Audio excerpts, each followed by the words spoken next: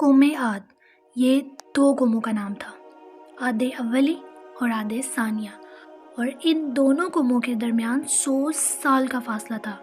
اس video میں ہم قوم عاد کا ذکر کریں گے، جس کی طرف اللہ تعالیٰ نے حضرت ہود علیہ السلام کو نبی بنا کر بھیجا۔ یہ لوگ یمن میں آباد تھے، جبکہ دوسری قوم عاد ثانیہ تھی اور اسی کو سمود بھی کہتے تھے، اور اس کی طرف اللہ تعالیٰ نے حضرت صالح علیہ السلام کو نبی بنا کر بھیجا۔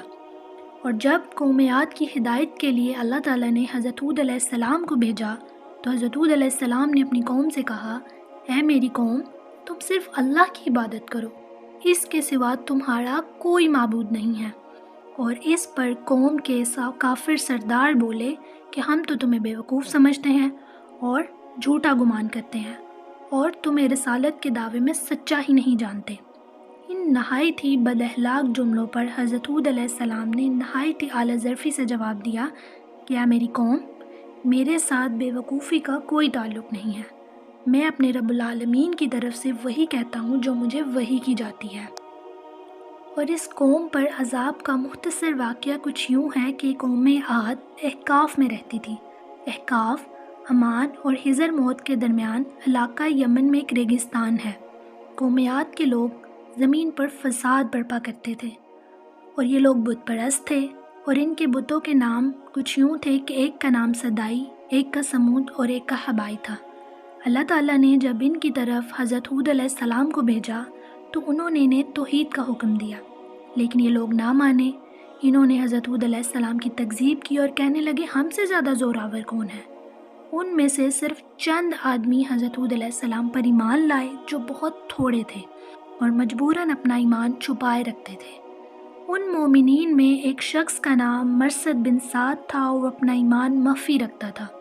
جب قوم نے سرکشی کی اور اپنے نبی حضرت ہود علیہ السلام کی تکذیب کی تو اللہ تعالیٰ نے بارش روک دی، اور 3 سال تک بارش نہیں ہوئی، اور اب وہ مصیبت میں مبتلا ہوئے۔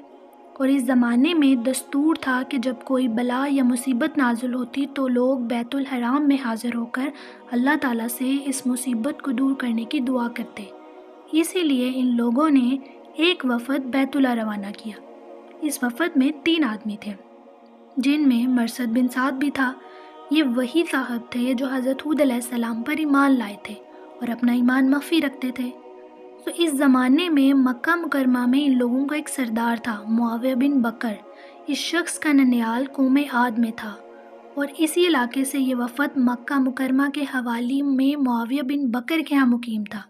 اس نے ان لوگوں کی بہت عزت کی، نہایت خاطر مدارت کی، اور یہ لوگ وہاں شراب پیتے اور باندیوں کا ناچ دیکھتے تھے۔ تو اسی طرح انہوں نے عیش و نشاط میں 1 مہینہ بسر کیا۔ تو معاویہ کو خیال آیا کہ یہ لوگ تو راحت میں پڑ گئے ہیں اور قوم کی مصیبت کو بھول گئے ہیں جو وہاں پہ گرفتار بلا ہے۔ مگر معاویہ بن بکر کو یہ بھی خیال تھا کہ اگر وہ ان لوگوں سے کچھ کہے تو شاید وہ یہ خیال کریں کہ اب اس کو میزبانی گراہ گزرنے لگی ہے۔ اس لیے اس نے گانے والی باندی کو ایسے اشعار دیے جس میں قوم عاد کی حاجت تھی۔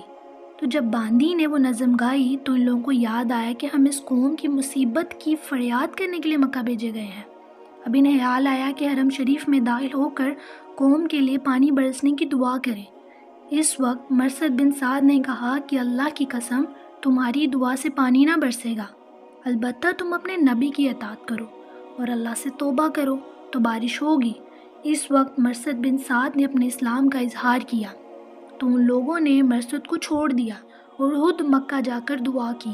تو اللہ تعالیٰ نے 3 قسم کے بادل بھیجے، ایک سفید، ایک سرخ اور ایک سیاہ، اور ساتھ ہی آسمان سے ندا ہوئی کہ عقیل اپنے لیے اور اپنی قوم کے لیے ان میں سے ایک بادل اختیار کر۔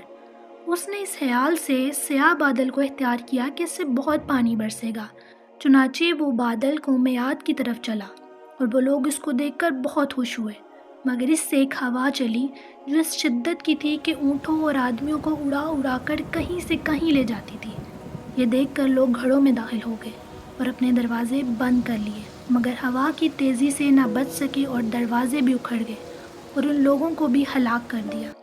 قدرت الہی سے سیاہ پرندے نمودار ہوئے جنہوں نے ان کی لاشوں کو اٹھا کر سمندر میں پھینک دیا۔